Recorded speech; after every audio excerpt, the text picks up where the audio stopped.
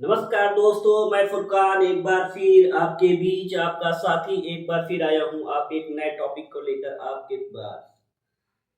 जी हाँ, आज हम बात करते हैं एक नए टॉपिक के बारे में। हमने जैसा बताया है आपने पुराने वीडियो में कि किस तरीके से अपने बिज़नेस को डेवलप करें, तो चलिए आज एक नया बिज़नेस शुरुआत कर देते हैं।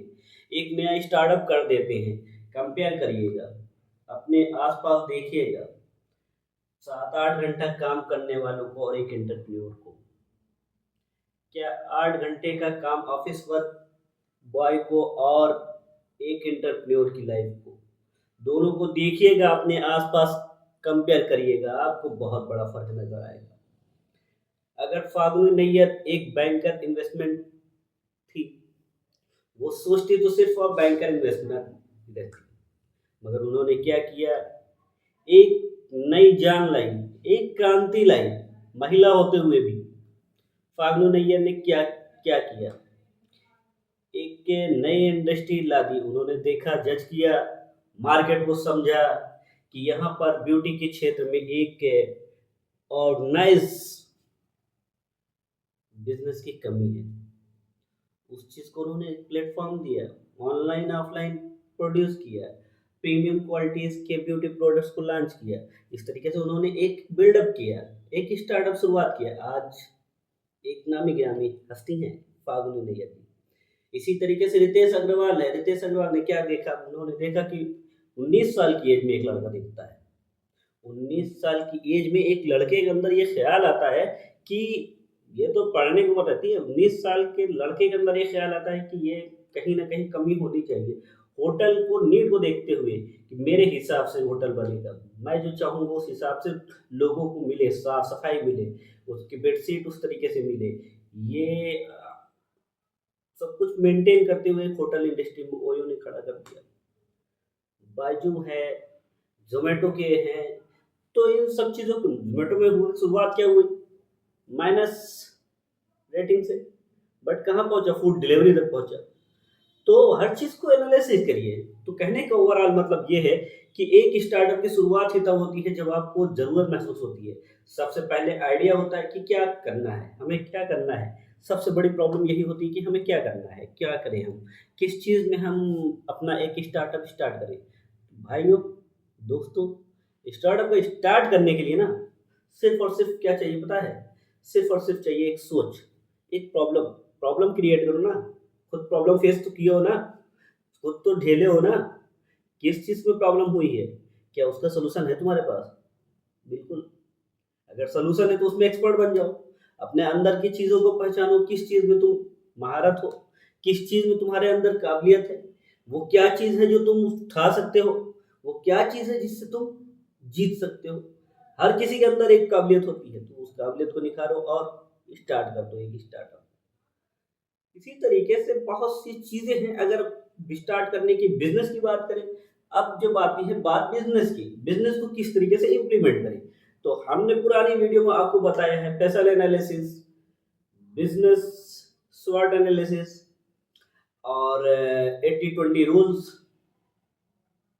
इन सब चीज़ों को अपने स्टार्टअप में एनालाइज़ करो। सबसे पहले जब आप कोई बिज़नेस स्टार्ट करते हो तो सबसे पहले मार्केट को रिसर्च करो, स्वॉट एनालिसिस करो। स्वॉट एनालिसिस है क्या? Strength, weakness, opportunity, threat. Strength क्या है आपकी, अपार वीकनेस क्या है आपकी, अपॉर्चुनिटी क्या है और मार्केट का थ्रेट क्या है। इन सब चीज़ों को एनालाइज़ करिए, लिखिए, मेंटेन करिए, फिर वो प्रोडक्ट अपना लॉन्च करिए कि ये चीज़ें हैं, ये खतरे हैं, ये चीज़ें हैं। अगर आप जंग में जा रहे हो ना, तो जंग में जाने के बाद आपको हथियार तो होना चाहिए लड़ने के लिए, कि ऐसे ही कूदोगे।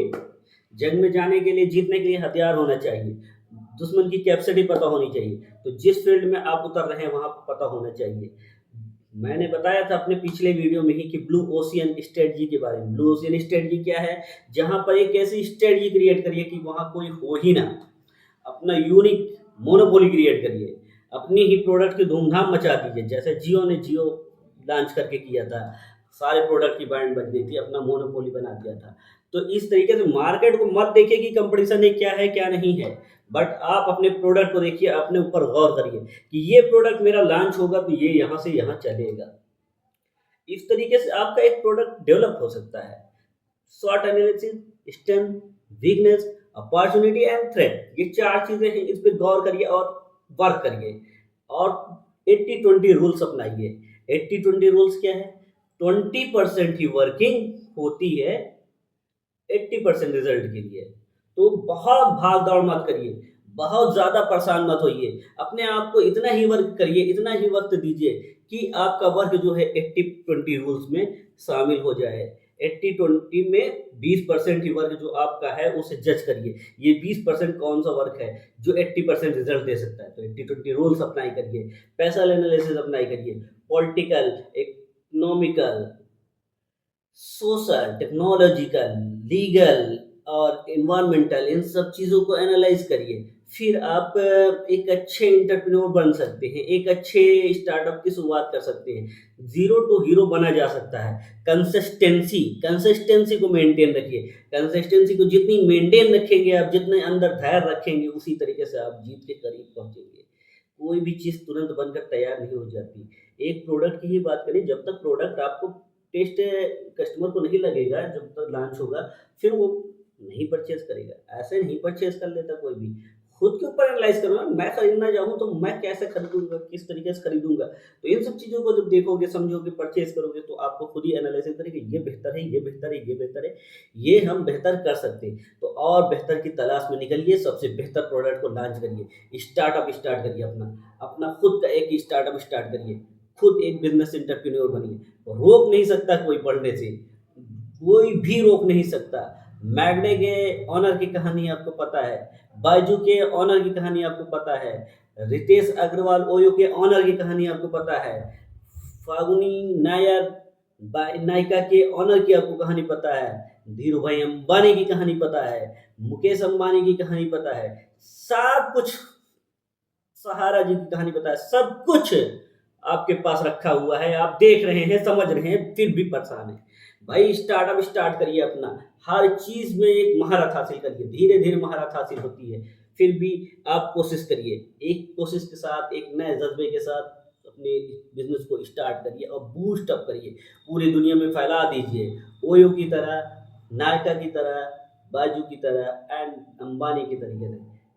चलिए इजाज़त दीजिए, कल मैं फिर बात करूँगा एक नए टॉपिक के साथ, एक नए विषय पे। तब तक के लिए इजाज़त दीजिए, नमस्कार। कमेंट में ज़रूर बताइएगा ये आपको वीडियो कैसी लगी, और कुछ सजेशन होगा, कुछ कमेंट होगा तो ज़रूर करिएगा। Thank you.